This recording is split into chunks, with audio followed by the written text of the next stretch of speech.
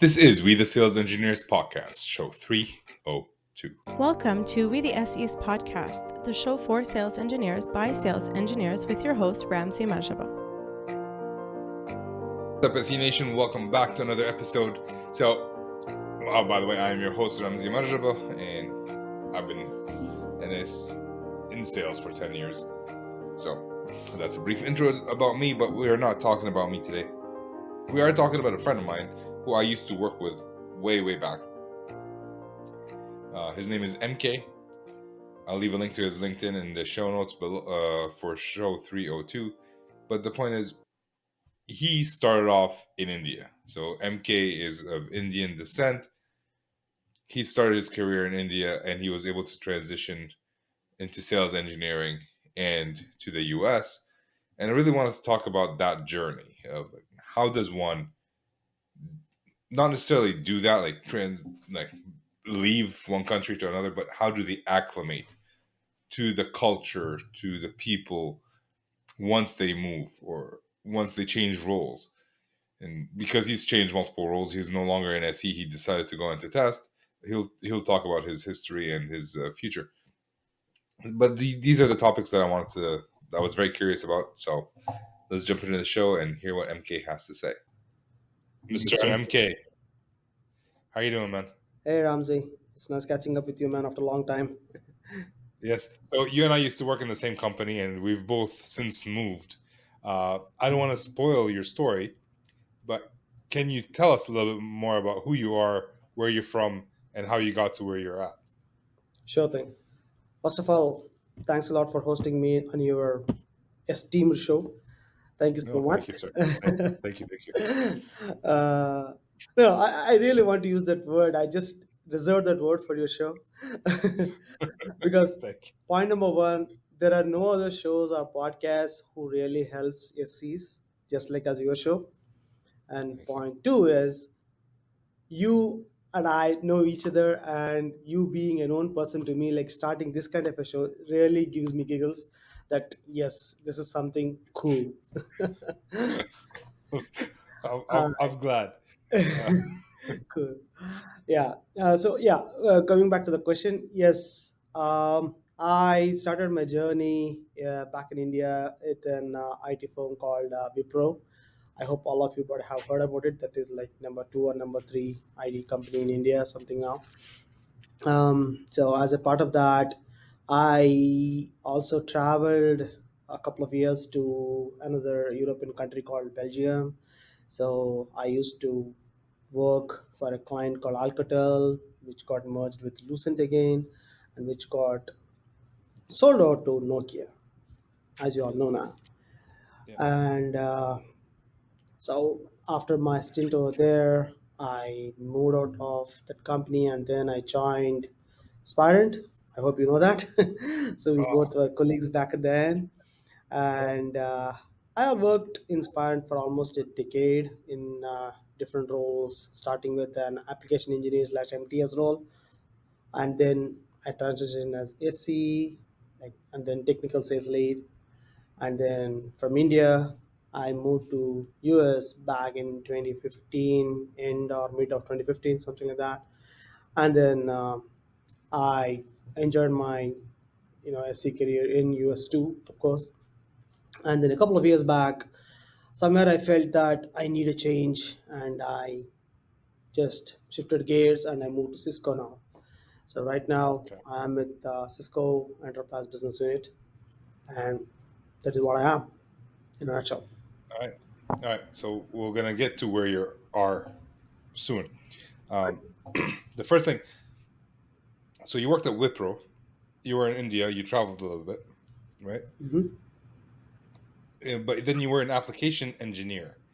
What does that mean? Well, when I joined Spirent, my first job role was an application engineer. But what is? I don't understand what an application engineer, because sometimes application engineer means sales engineer, means systems engineer, means software designer. I don't know what that means. Can you share a little bit more about what was your role? Okay. Um, just since you're in Kisite, you might be knowing it, right? Like we have sales and support, like two different Yeah. branches, right? So application engineer falls under the support category. Okay. So it's like a support engineer slash member technical staff, MTS, right? We call. So Okay. that's so back in those days they used to call it as AE. That is nothing but application engineer. Right. But the job Because roles, responsibilities, everything just like similar to MTS.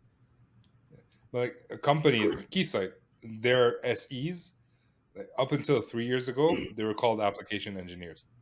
Oh, okay, that's interesting. So yeah, so the salespeople were called field engineers, which made me giggle. Right. Okay, that's interesting. Okay, but Okay. was it like that when we back with Exia also, like when it was an Exia? Oh, Ixia was a systems engineer, kind of like Spirent. Yeah. But since then, they moved to solutions engineer. Yeah. Now they are calling as solutions engineer, which makes more sense. Like because we don't sell products, we typically talk solutions, right, on a day-to-day basis. So Eh, I don't know how true that is at a company like Spirent or Ixia. A lot of people just sell products, yeah, but yeah, no, I get the point. the One position. question that came up, Yeah, what was that? but the positioning perspective, you don't Yeah, go to a customer and they say, "I'm in selling theory, you you're product," supposed to right? be selling solutions. Yeah. Yeah, but one question came up recently is like, wait, what's the best name for sales engineer? Is it solution engineer, whatever? In my head, like whatever. If I introduce myself as systems engineer, every customer used to ask me what that means, and I would tell them sales engineer. Right, so I'm using sales engineer to explain my job. Hmm. So I just always call myself sales engineer. Just made my life easier. Yeah. Yeah. Um, That's what. and then you became an SE, Hmm. and you moved to the US. Yes, I worked as an SC for about like 4 years in India, and then I moved to US. Sparent. Okay, how was that transition from India to the US? Transition, in one word, I need to say that it's a work wise, it's like almost same because it's the same product I was handling, but an interpersonal skill, right? That's all what we do on a day to day basis. Yeah. So there is a big cultural shift from India to US, and Okay. it I took my own sweet time to digest that how people talk to you, how people react to you when you present yourself in front of others. So that's a big shift between India and US. So cultural change is what, like, if any person, like if you ask me, if an engineer is moving from India to US, so I just want them to like first educate that, hey, how people in US react to a situation. For instance, I'll just give you one example. I visited a company as soon as I came here in my first month or second month. I just did my check-in with my, the front desk, and I stepped into the company and I just sneezed a couple of times because it was like a spring month, and I think the allergy started getting into me because I was new to the country. I just sneezed, and of course I covered myself. I did all the due diligence. The customer back to me asked me, "Hey, are you all right? I don't want to take anything from you, ma'am. If you are not well, we can do this sometime later. And you can actually like leave it and go back if you're having any flu or something." So this kind of a thing I don't anticipate in India. In India, they just act normal. They're just like, whatever, man, just wipe off and just don't give me your whatever things in your Yeah. hand to me. So I was like, why a person talks to me like this? Then as I stayed in US for a couple of years, then I started understanding that, wow, flu is a very big thing in United States. So Okay. it's not a simple thing to just leave it off the board and go work or something like that. It's really a big concern. So these kind of nuances, right? Nobody will teach you. You have to Right. understand as you work and as mingle with the people and go forward. Yeah. So I know, like, with a lot of our customers, there are a lot of Indian folks who, like, people who lived in India and came to the US or Canada Mm. late in their lives. Does that make it easier if you work with them to work with them, or does it make a difference, or did they change and become more Americanized? I don't know why I'm asking. I'm just curious. Well, this is a very controversial slash rhetorical question. um, it has got both sides of the coin if you put into perspective. If the engineer who migrated like me, who came here, and if he understands that, hey, you know what, we had a background like this, and we need to understand like what perspective the engineer bringing onto the table, then my life and his life is going to be easy. At the end of the day, I am there to help him out. And of Yeah, course, yeah, I'm there to like make my own business also. It's not that I'm yeah, robbing him. I'm there to help him yeah. out, and I wanted to work hand in hand with him. There are few instances where I see people act very vehemently or very odd.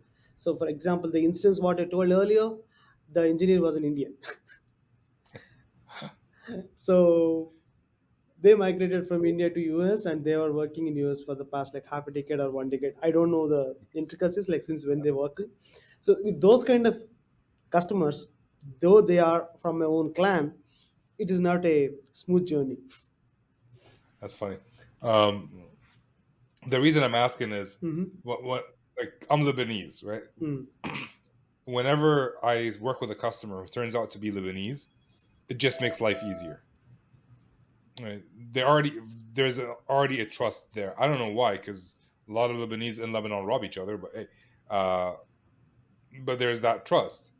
So I was just curious, like, going from Indian to talking to an Indian in Canada or the US doesn't make your job easier. And I guess it depends on the person that you work with. It purely depends on the person. Yeah, absolutely. Yeah.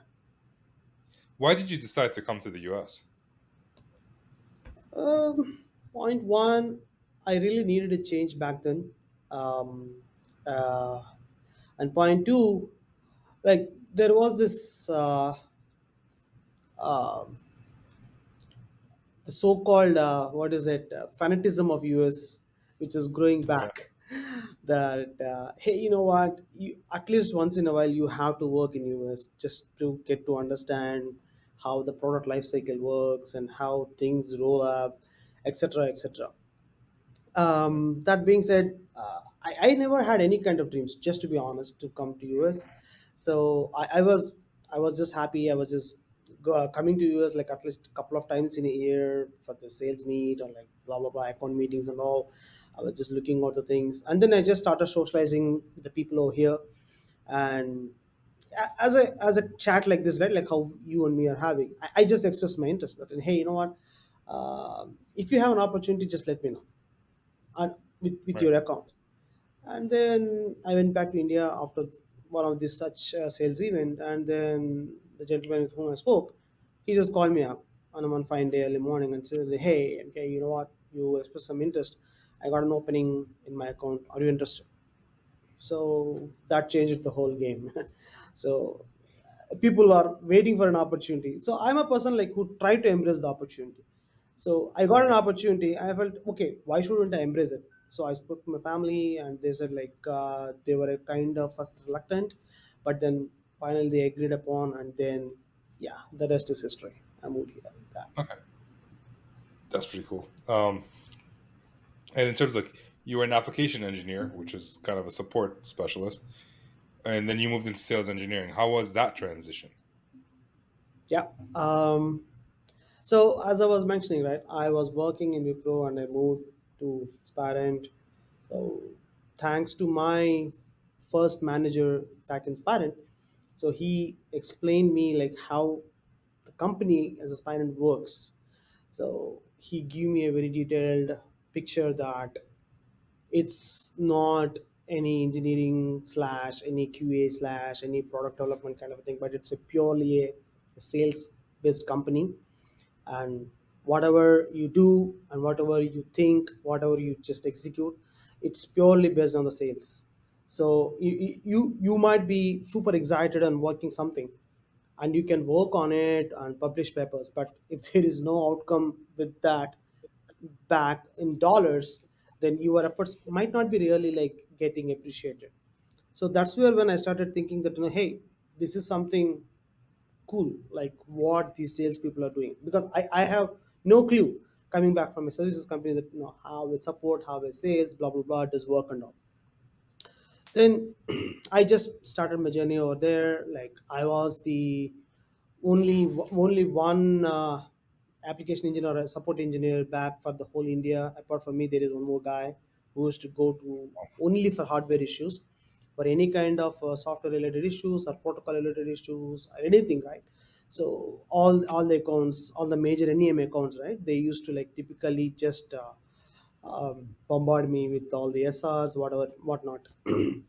And I also go to the on sites for doing the product installation, doing trainings, or initial product validations, right? Like all these things I was doing it. And one of the SEs with whom I was working back then, he turned out to be an SC manager next year. Then I expressed Okay. my interest Yeah, that, hey, like, thanks to him that I learned a lot on my job.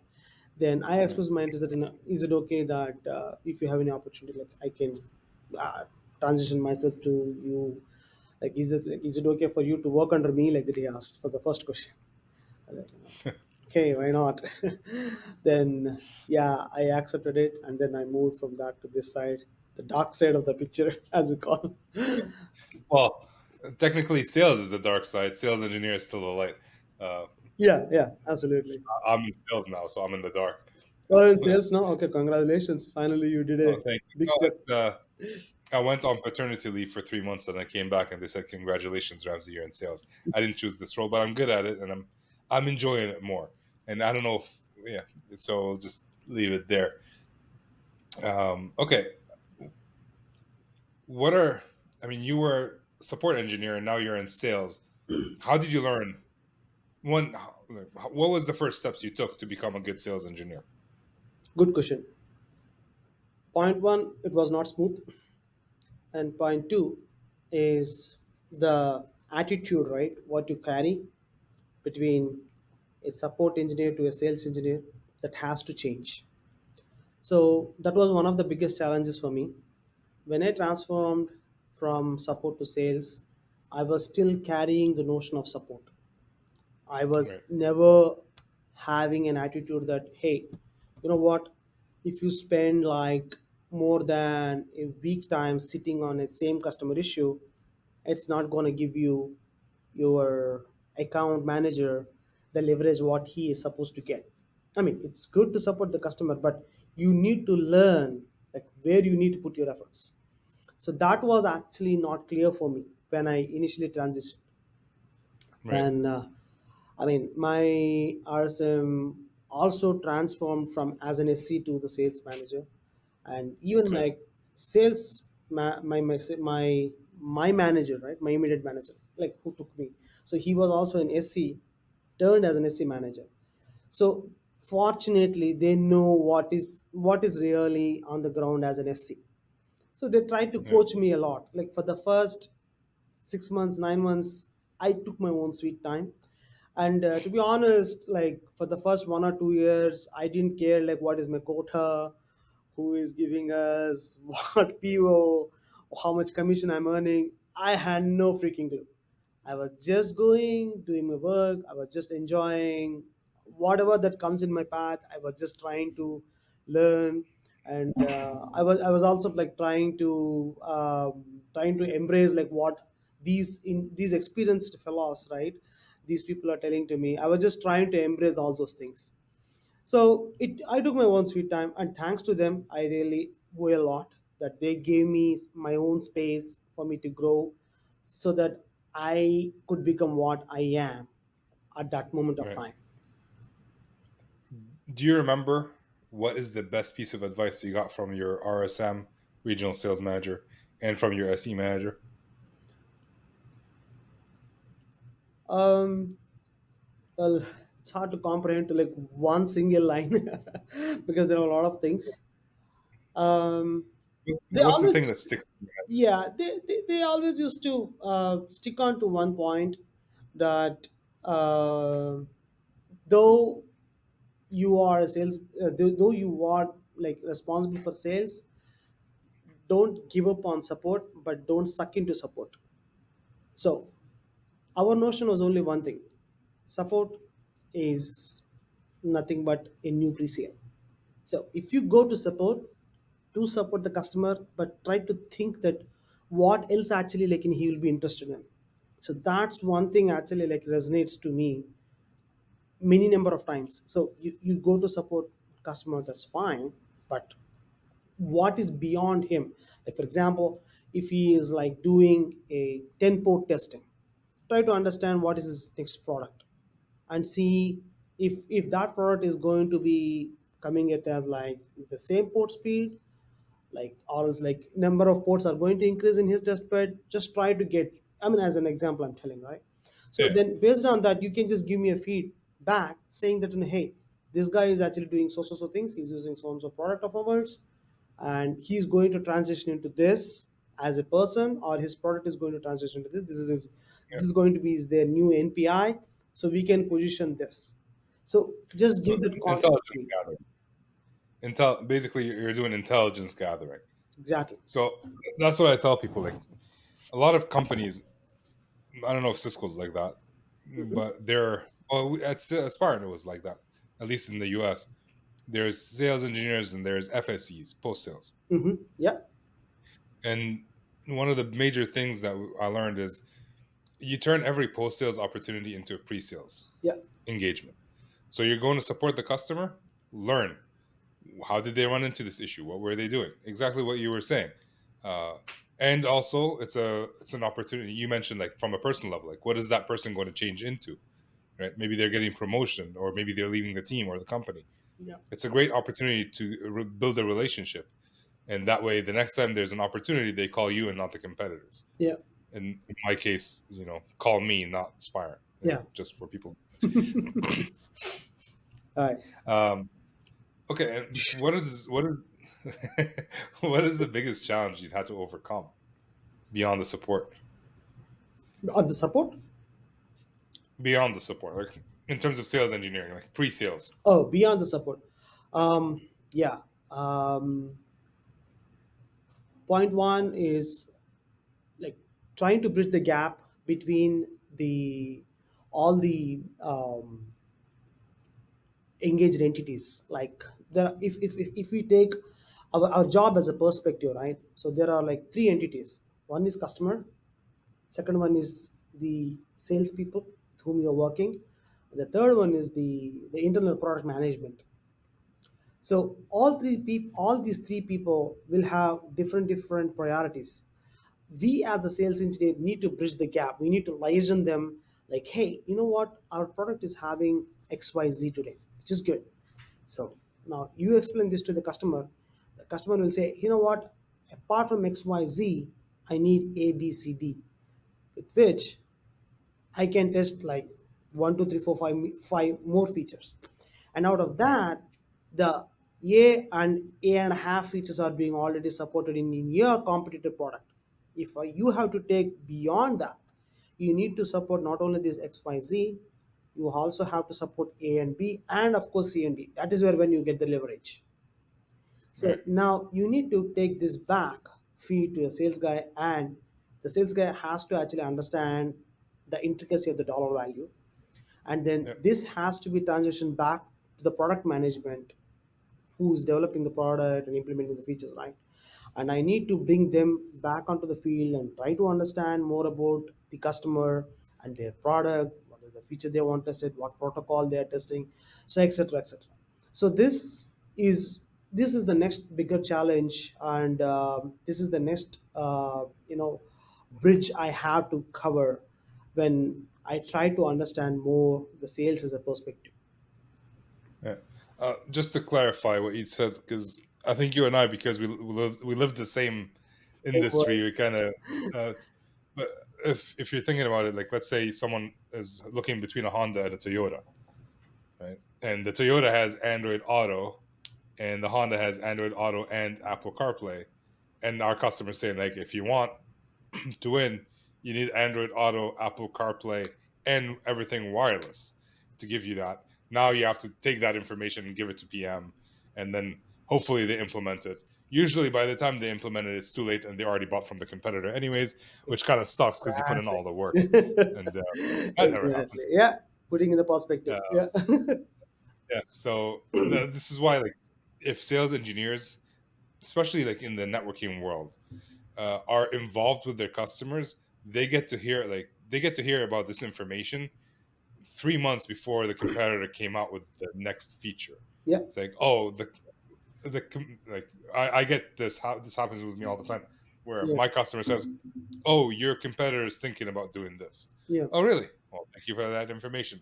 Then I go talk to my PMs. Like, now they start looking into that Yeah. so that they don't fall behind. But if the competitor already implemented, you're already behind, Yeah. and now you have to skip that feature altogether and go do the next bigger one to kind of Absolutely. win the Yeah. deal. Speaking of that, like for your question, like my continuation answer is the second challenge is how you can explain if you lost an opportunity, right? Yeah, That's where actually, like, it's a takeover from the point one to the point two.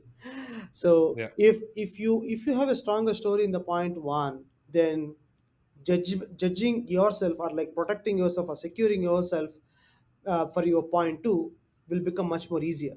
So had if you yeah, have done a good homework or covered your base in the point one, so if you have lost an opportunity, then you can relate that to this story, whatever you have mentioned, maybe 6 months back or 8 months back or 1 year back, and say that, Mr. XYZ product guy, you look at this. So these are the reasons why I have lost the opportunity, which I already like mentioned you a year back.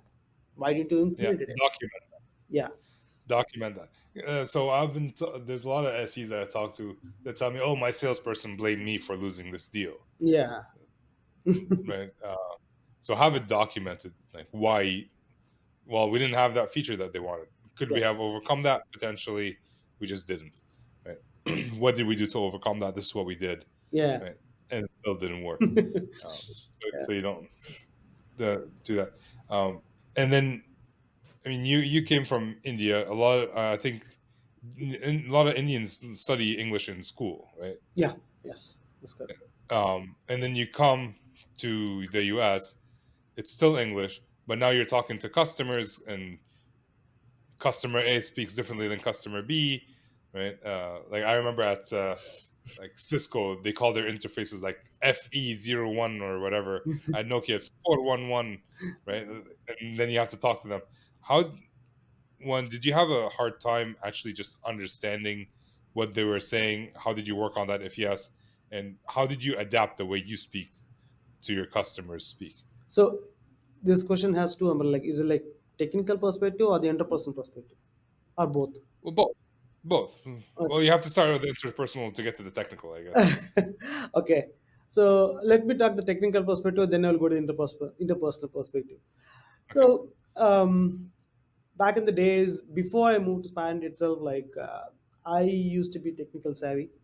I mean, of course, I'm now also. So by the time I moved to Spain itself, I was a CCNP holder. So I did my CCNP back in 2011 itself with routing and switching, Right. and I can, if I go to see, I served almost all the major NEMs as a part of this role. So NEMs is network element. Sorry, just for the network equipment manufacturers. yeah. So Nokia, Cisco, So Juniper, Cisco, Juniper, Arista. Nokia, Alcatel, Yeah. whatnot, Yeah. all these people, and of Yeah. course some kind of technology providers such as VMware, or chipset vendors such as like Intel, time to time. So Yeah. I had a broad area of experience. Like whenever I used to go talk with the technical acumen. Now, what used to happen is, like, since I already carry this background, and before coming to that, I used to be a hardcore automation guy. So I used to have a blend of both of these experiences. It's like one is the technical protocol experience as well as some automation experience. Like when I go there, if I don't understand on the day one, like what jargon they are using, at least I still used to like understand a little bit of a perspective that what he's trying to paint on me. So I mean, if you really have experience with one product or one company, it's not really difficult for you to really understand or correlate that what the other guys are really doing. Yeah, It's just like maybe as you mentioned, right? Like yeah, the Cisco guys will say is yeah G, and the other one will say some fast Ethernet, something like that. So it's not so much of a different. It's just that terminology might change, or yeah, one company might be using Python. Like for example, if you go to some other company, they might be using Perl. Some guy, if they are like still old, they might be using Tickle. So with respect to the automation languages, I mean to say. yeah, So it's yeah, just that how they are like trying to make use of the technology to make their product better, and how they are using your product. Main thing is like you need to understand where is your product coming into the picture. So right. he can paint an end-to-end story of a service provider, but where exactly you are fitting there, that's what you need to understand first. So Yeah, once you understand that one, then game on. You are good to go. You can actually like bring in a difference with your own perspective, with your own thought process or change of mindset. What you can bring onto the table, you can say that hey, you are doing testing with this product by doing this wizard or like this methodology. So instead I do yeah, suggest that with my other customers, what I've seen is like if you change a little bit in this methodology, maybe you can break your box much more faster. So that's what actually yeah, you can suggest. Yeah, you want to yeah. say something? No, no, I'm just thinking about it. Like, basically, uh, every company has their own way of doing things, Uh-huh. and I think the value that SEs bring beyond knowing their product is knowing what others in the market are doing. Yeah, Now, we're not sharing any secret information, yeah, right? But we learn as we meet people and as we yeah, see how they work, and then we can use that information in a way to help our other customers. yeah, Right? absolutely. That will differentiate you from an order taker or a support engineer Yeah, to a trusted advisor at the yeah, same time. absolutely. Right? So So, yeah, no, so going back to your question, like that's the technical perspective. Now let's go to the interpersonal perspective, which is more interesting for you, which you have asked me. I'm fortunate enough that I can speak 5 languages. So, which are four are Indian languages, and one is English, of course. okay. So, I speak 4 Indian languages, and that too, touchwood fluently. Nobody will understand that I'm not a native speaker of that language. So I speak three languages: English, Arabic, and profanity. So amazing. So as you mentioned, like there are a lot of Indians, right, as in the field. So as an icebreaker, of course I need to first connect with them, and then I will understand like which background or which cultural background they are from in India. Like India is like a rich diverse background. We have like tons of cultures, and if I am also like from the same clan of him, then yeah, it's just like marriage made in heaven kind of a thing. It's like a smooth game for me. um, so I to be honest, like I used to take that as an advantage to break the yeah, ice with the customers in much more deeper perspective. And I also done my schooling and college and my job in different parts of India.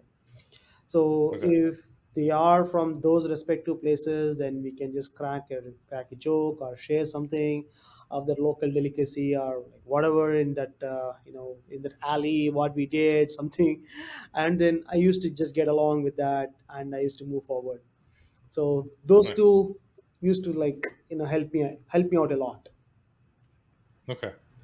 Um, and so this is something that I find a lot of people struggle with, um, especially new ones in this market where when you hit quota, you're doing great. You're a great SE. When you don't hit quota, you're a horrible SE. Yeah. Right? How how like if you were to be an SE, if you were to go back to be an SE, how do you know you're doing actually well at your job? Again, this is a very controversial question. Why? I thought it was fairly straightforward, but okay. Yes, yeah, it's controversy because like you don't want to like blame anyone for that thought Salesperson, yeah, process. they can. Yeah, it's not something like they really want to think, because typically they think that okay, NSC means X million dollars he has to Yeah, get, period, he or she. yeah, That's what they think. But Yeah. um, I fortunately I never thought like that. In my whole through of my SC career, I never thought that, okay, did I really contributed this much to get these many X number of millions? But one yardstick, what I always used to think in my mind is, what is that I learned out of that particular period, that 1 year with this customer? Like, what is that I learned? Point one, and point two is, can I leverage that with another customer? If not with this customer, forget about it. That's fine. It didn't work out. That's fine. Can I leverage that with another customer and get something more? And point three is much more important for me. This is like very, very vital. Point three was, did I converted at least one customer? Maybe if it is a group of like 100 people in that company, can I at least converted one of them from thinking that, from not thinking about your product to start thinking about your product? Forget about using it. At least in Yeah. the next sales cycle, or like, the PO cycle, if they start thinking about it, placing an order, like, forget about this cycle, you lost it. So in the next cycle, Yeah. if they think, hey, there is one more thing also, why don't we give a chance for that? So Yeah. that's what is my whole game plan was. So out of Okay. 100 people, at least I try to target like three or four or five people with whom I can start actually like, inflicting my thought process, or I want to take their mind share to think about my product, and they have to like really call me when they are going to test next time. So that's what Okay. is my whole game plan. Those 3 points. Okay. So your goal, your target was not necessarily quota driven. It's more like things that you can control. Like I'm gonna talk to X many people, so I can collect three people that I can actually build a relationship with. Exactly. Because at the end of Nice. the day, Oh, in order to get the quota, there should be so many things aligned. So just like, yeah. as like they say, like all the planets have to align, right? So you as an SC, like, really can't do certain things beyond your level. Like, Yeah. you, Even as a salesperson, yeah, you like you don't control the quota. exactly. So you cannot go beyond and say that, hey, I will get you 50% discount flat. No, you cannot do that, right? But as a sales guy, you might actually influence in the upper level. Yeah. Yeah, that's true. Uh, yeah, salespeople tend to like to give discounts for some reason. All right.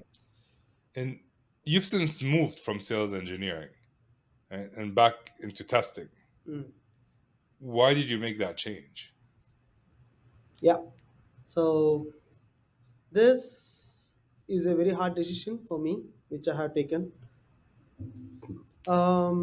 Somewhere back, like 4 or 5 years back, I started supporting this particular group with whom I'm working, the enterprise unit uh, over here. So I was very much, uh, growing, what do you say, interest in this technology, the enterprise wireless business. I learned a lot of stuff while supporting them from the other side of the world, I mean to say. And then I thought, like, you know what, I have to be an SME in one particular field, at least for my next career progression, because I don't want to go into pure sales perspective, just for the so-called reasons. And I can't see myself as sitting as a manager. So there ends my two paths, right? Like, I have to stay as Right. an SC for the next couple of years. Now, if I really have to like stay as an SC, like I was doing it already like 10 or 11 years now. So at certain point of the time, I thought, okay, enough is enough. Let me actually like get one domain expertise. Like, I just wanted to go into weeds of it, try to gain more and more knowledge.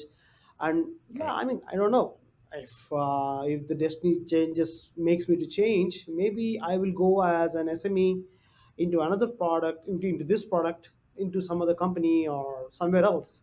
But Right. for that, I need to get my basics strong. So being an SE, there are some certain limitations which I really can't go, or I cannot defeat them or defend them. You cannot go beyond certain level to become an SME in that Right. role.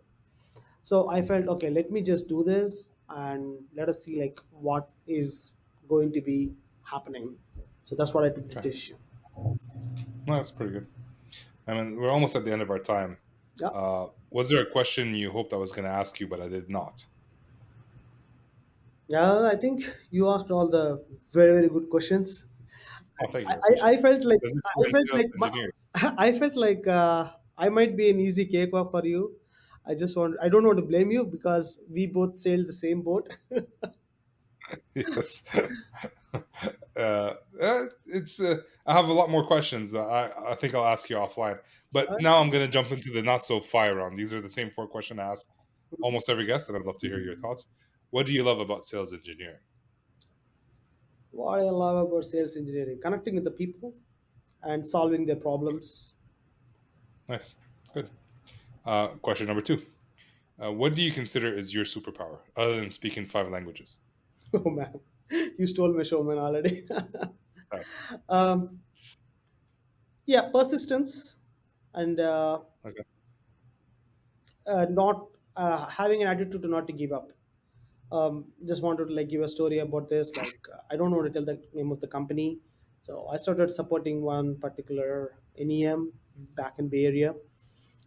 They were totally your shop, and first year we went. They gave a laundry list of items on like what they wanted to see in our product. So we did the execution. They were not happy with the results, so they kicked us out. So we went back next year, thanks to their management, thanks to our management. So for both the times, I was the lead SC for doing that heavy lifting of executing the task and all. And we did that one, and it really didn't succeeded. But what happened is like we just took back as a very good feedback, and we had you know a task force kind of a thing established only to attack this particular company. And thanks to my product management follow folks, they have like really listened this time. And at the end of that year, we were able to like get into that company.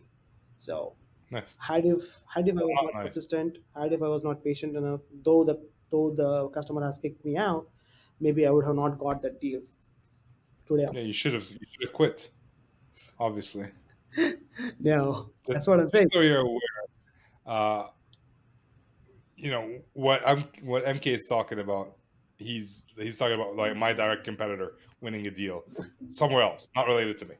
All right, so that's pretty good though. I think adaptability is could be a superpower of yours, Yeah, considering you've changed so many jobs in different countries and all that. yeah. But just me saying that. Question number three: Is there a book or resource you would recommend for any SE to read? Yeah, Mastering Technical Sales. There's one book. I Okay. think you would have Yeah. heard and known, read multiple times. So Yeah. to be honest, that's the only book I read with respect to the SC perspective as a soft skill development or like how to do it. So on the resources perspective, there are multiple. I just wanted to say that before you go to a customer, like try to understand what that customer does. Try to be on their website. Try to go to this, their social handles like LinkedIn or they nowadays companies are getting very much fancy. They're going into Insta also for doing advertisements and TikToks also. So just try to go and see their feed, like what they're doing, and try to learn about their competitors. That's the main thing, and try to be listen to the podcast, especially your podcast, of course, Thank you, sir. and try to listen to the podcast of the relevant technology sources. So for example, when I started supporting Cisco security group, there is a podcast like Cisco, like Security Ninja. There is one podcast like those are all like a bunch of CCIE folks in security. They started that one, and then they started giving like, okay, this is the product which is going to come, like what is the next version of their next generation 5 power tool is going to be incorporating, their speeds, their feeds, etc., etc. They used to give it out. So just try to listen to it. If not, try to digest it. Just try to listen. Have that one in the back of your mind. Like when you just Yeah. talk to a customer, just open up your antenna and then start spitting out. Like then the customer will have the interest. Like, hey, you know what? This guy knows something. So Yeah. he is not just coming and sitting in the room like a dumb, and then he's just trying to understand whatever I just say, but instead he also did his homework. Yeah. and try to also actually do some Udemy courses. Like back in those days when newly embraced technology, I have been put as an SC for the service provider technology company, but I had no clue about service provider because, as I mentioned, like I did only CCNP and routing and switching. They just cover only enterprise and branch in that Yeah. course. But when I went to SP, like they were talking all L2 VPNs, L3 VPNs, MPLSs, and all those things, which is going above my head. So back in those days, the technology was not so much, and the resources were very crunch. You really don't have anyone to teach you. Either you have to get experienced, or else you need Yeah. to talk to your seniors, like who are very very busy and they never care about what is your interest and trying to educate you. So nowadays it's not like if you just throw $10 on Udemy, you can just buy a course. Just try to get into Yeah. it, try to learn that one. Then yeah, you will be like Well, equipped with all those knowledges. yeah, it's like $600 Canadian, but yeah, $10 US. I get it. Last question of the not so fire on MK: is there a habit you're working on today to improve in your personal or professional life? Yes. So starting this year, that is 2024, of course. Um, I mean, I was on and off with respect to my workouts. Like I used to do a very active workouts like aerobics or HIIT, blah blah blah stuff. So I always underlooked yoga for a reason Okay, that it was not so engaging kind of a thing. But this year beginning onwards I started embracing yoga, and this is my second week of that, and I'm seeing a lot of nice, change, the way in which I good, think and i I respond to a situation already, and I really want to continue that. So that's one thing which I want to nice. do it. That's great, MK. MK, we're almost out of time. Yep. If people want to reach out and connect with you, where can they do that? Best thing is LinkedIn. They can ping me. Okay, So there is only okay. one person with a very odd two names called Mahendra and Krishna. I'll leave a link to your LinkedIn in the show Yeah, notes. So, absolutely. uh, thank you so much for your time, MK. We'll talk soon. Absolutely. Thank you so much for having me, Ramzi. You're doing a great job, buddy.